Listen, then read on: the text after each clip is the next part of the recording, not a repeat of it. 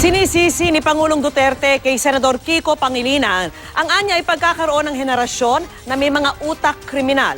Yan daw ay dahil sa batas na ipinasa ni Pangilinan na nag-aabsuelto sa mga batang sangkot sa krimen na edad 15 pababa. Pero sa kanyang pagharap sa mga Boy Scout, naging maingat ang Pangulo at hindi siya nagmura. Yan po ang tinutukan ni Joseph Moro.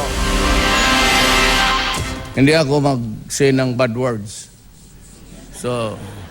Si Pangulong Rodrigo Duterte na ang nagrenda sa sarili, bawal ang mura dahil mga bata, Boy Scouts of the Philippines o BSP, ang audience at panauhin niya sa Malacanang.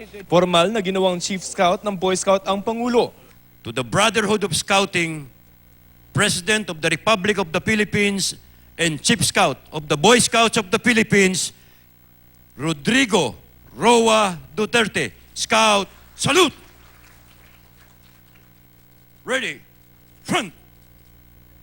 Pero hindi na iwasan ng Pangulo ang ilang mabibigat na salita habang ipinapaliwanag niya sa harap ng mga bata ang ginagawa niyang kampanya laban sa iligal na droga. Ngayon, ilagaan ka namin.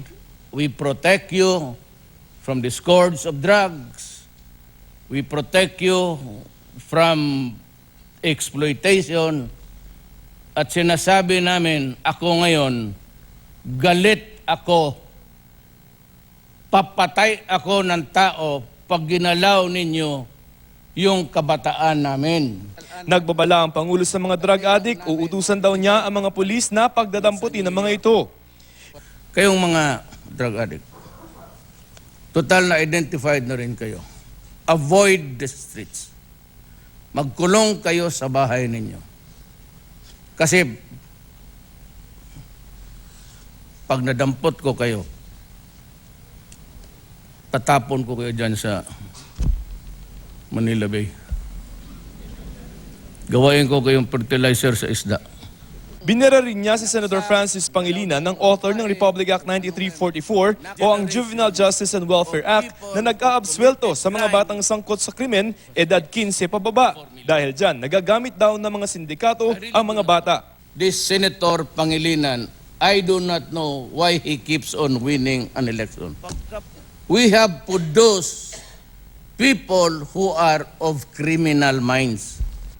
Kinopya lamang din daw ni Pangilinan sa Amerika ang kanyang ipinasang batas pero di raw tulad ng sa Amerika, ang mga kabataang sangkot sa mabibigat na krimen ay kailangang ilagay sa isang pasilidad para magtanda at magabayang magbago. Sabi ng Pangulo sa mga bata, para madisiplina sila, ibabalik niya ang ROTC o Reserve Officers Training Corps. May request ang Pangulo sa mga bata. Pag matanda na kami, makaasa pa kami sa inyo. Hoy, mga butsokoy. Tingin dito. Kailangan ko ng Boy Scout. Kailangan ko ng sundalo. Ready kayo? Ay, sagot, anak ng. Ready ba kayo magsundalo? Ready kayo mag-ROTC, ha? Oh, sinong gusto mag-PMA? Philippine Military Academy. Okay na tayo.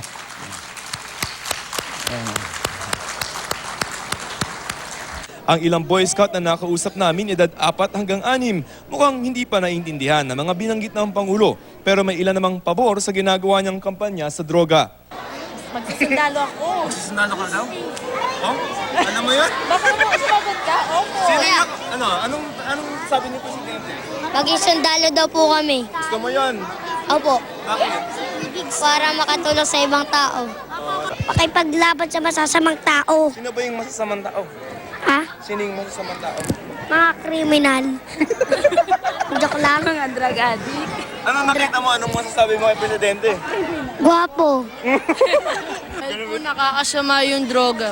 Ano? Dahil po nakakasama yung droga. Okay, so tingin mo tama yung drug war ni Presidente? Opo.